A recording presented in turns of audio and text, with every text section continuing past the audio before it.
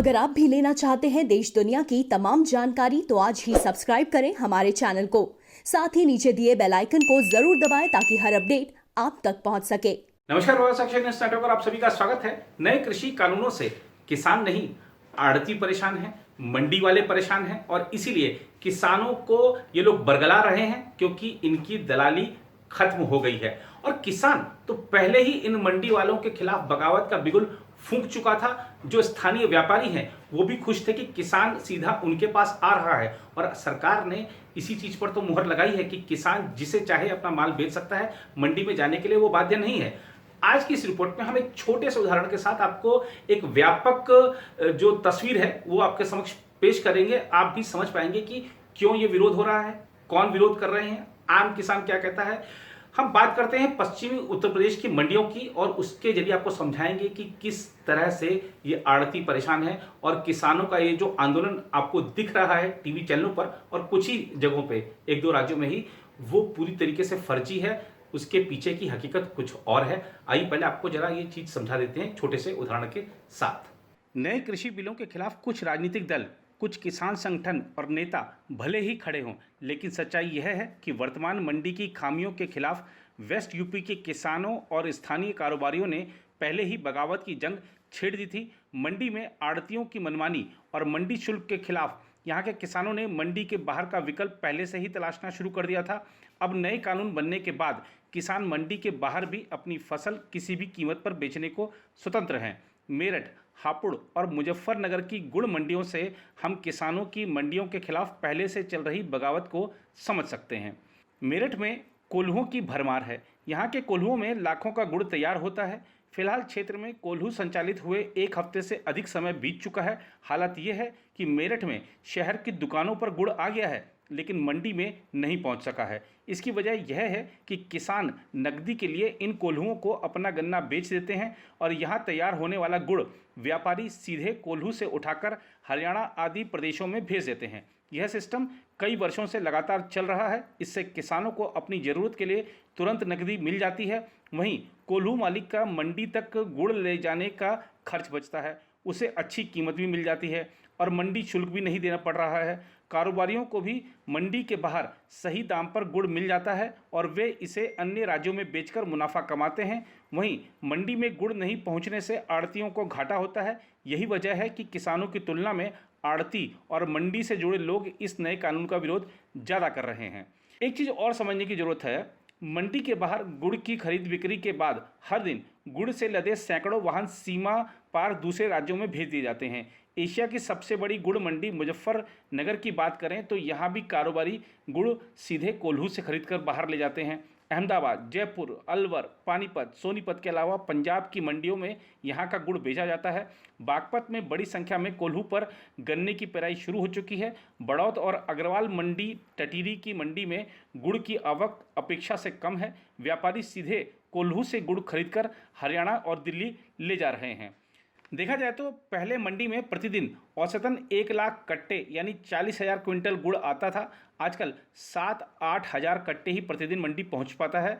मंडी के बाहर खरीदारी बढ़ गई है। मंडियों में 2.5% मंडी शुल्क करने की मांग को लेकर पिछले दिनों कुछ व्यापारियों ने हंगामा भी किया, प्रदर्शन भी किया। तो इससे एक चीज़ स्पष्ट होती है कि ये जो विधेयक आए हैं इससे कौन खुश है और कौन नाराज है। दरअसल जो आड़ती हैं वो किसानों पर दबाव बनाकर और मंडी से जुड़े लोग किसानों पर दबाव बनाकर उनको भी आंदोलन में शामिल कर रहे हैं, जबकि किसान पहले ही मंडी से परेशान था और इस नए विधेयक से, जो कि अब कानून का शक्ल अख्तियार कर चुका है, उससे किसान बेहद खुश हैं। जो लोग किसानों को बरगला रहे हैं उनसे जब बातचीत हुई हमारी, और खासतौर पर एक किसान से जब बातचीत हुई तो उन्होंने कहा कि सरकार एमएसपी का वादा कह तो रही है, लिखित में क्यों नहीं दे रही। तो हमने उनको समझाया, संसद में सरकार ने ये वक्तव्य दिया है कि एमएसपी जारी रहेगी और संसद में कही गई बात विधेयक में लिखी गई बात के बराबर ही है। संसद में सरकार गुमराह करने वाला वक्तव्य नहीं दे सकती है, कोई असत्य बात नहीं कह सकती है। संसद में वो कह दिया तो वो पत्थर की लकीर है, उसको आप यकीन मानिए। प्रधानमंत्री बार बार कह रहे हैं इस बात को। अगर प्रधानमंत्री की बात पर आपको विश्वास नहीं है, कृषि मंत्री की बात पर विश्वास नहीं है, संसद में कई दिए गए आश्वासन पर विश्वास नहीं है, तो आप विश्वास किस पर करेंगे? क्या उन पर जो आपको बरगला रहे हैं? तो ये चीजें समझने की जरूरत है। बात करते हैं रेल रोको आंदोलन की। अब पंजाब में रेल रोको आंदोलन आंदोलन चल रहा है। ये आंदोलनकारी तो अपना आराम से बैठ गए, इनको राजनीतिक पार्टियों ने टेंट वेंट लगा कर दे दिया है, अपना बिछा दिया है कि आप आराम से बैठिए, पंखे की व्यवस्था कर दी गई है, पानी खाने की व्यवस्था की जा रही है। लेकिन वो लोग जो परेशान है, जो यात्री जिनको आवागमन करना था, उनकी जो परेशानी है वो बढ़ गई है। जो माल ढुलाई है रेलवे की वो नहीं हो पा रही है। तो किसका नुकसान हो रहा है? देश का नुकसान हो रहा है। और देश में ये जो राजनीतिक कार्यकर्ता हैं, खासतौर पर जो इस तरह के आंदोलनों को हवा देते हैं, इनको सोचना चाहिए कि हम देश का नुकसान क्यों कर रहे हैं, वो भी ऐसे में जब अर्थव्यवस्था अब धीरे धीरे खड़ा होने का प्रयास कर रही है, धीरे धीरे खड़ा हो रही है, पटरी पर लौट रही है, और हम पटरी को ही ब्लॉक करने पर तुले हुए हैं। ये देखना होगा। आइए आपको दिखाते हैं जो रेल रोको आंदोलन के कार्यकर्ता हैं क्या कह रहे हैं। उसके बाद आपको दिखाएंगे देश के आम किसानों की राय अलग अलग राज्यों से, और इन नए कृषि कानूनों के बारे में उनकी प्रतिक्रिया जानेंगे। ये हमारा रेल रोको आंदोलन 6ठे दिन में दाखिल हो गया। 1 अक्टूबर से हम जो देश के साथ सब मिलकर साझा संघर्ष का ऐलान करेंगे। सर ये टोटली बाइकआउट कर रहे हैं, ये जो मॉल हैं? हाँ, जितने प्रोडक्ट्स हैं, चाहे किसी भी कारपोरेट घरानों के जितने मॉल्स हैं, रिलायंस के हैं और के हैं, खास करके रिलायंस अंबानी जी पूरी तरह मोदी जी को कंट्रोल कर रहे हैं, तो पूरे का बाइकाट का आह्वान कर रहे हैं देशवासियों को। लोग जो खेती करते हैं, हम लोग कोई सामान के रेट टू जो ये हम लोग के यहाँ से खेती से उठा के जो ले जाता है, उसका बाद में वो रेट टू आपको 5 रुपया जैसा मिलता है, 5 रुपया व 6 रुपया। और लोग यहाँ से ले जाके आपको 40 रुपया 45 रुपया ऐसा बिक्री होता है। तो बीच में जो दलाल है, वो दलाल तो बिना फकट में पैसा ही पाता है, किंतु जो किसान जो खेतियक है, खेतियक टू मैंने रेट टू अच्छा नहीं पाता है। जो कष्ट करता है वो कष्ट का मैंने टू नहीं मिलता है। किसान के लिए जो ये बिल आ रहा है, इससे हम लोग का बहुत ही प्रॉफिट है। साथ में ये आपका आम जनता का भी बहुत पूरा फायदा होगा इससे। और जो ये सब अभी हम लोग गोभी उभी का पुली लगा रहे हैं, ये जो हम लोग लगा रहे हैं, ये ठू अभी क्या होता है कि मार्केट में हम लोग का उचित मूल्य ठू जो होता है वो ठू हम लोगों को नहीं मिलता है।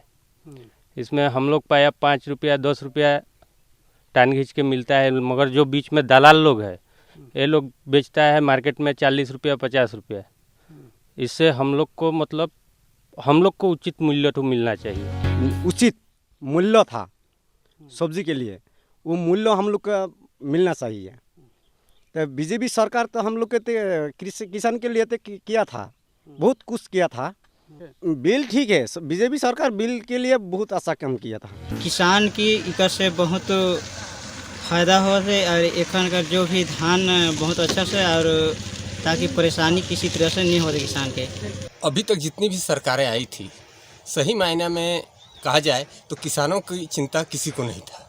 लेकिन पहला मर्तबा ऐसा हुआ है कि मोदी सरकार ने जो वास्तव में किसान है उसके बारे में चिंता किया है।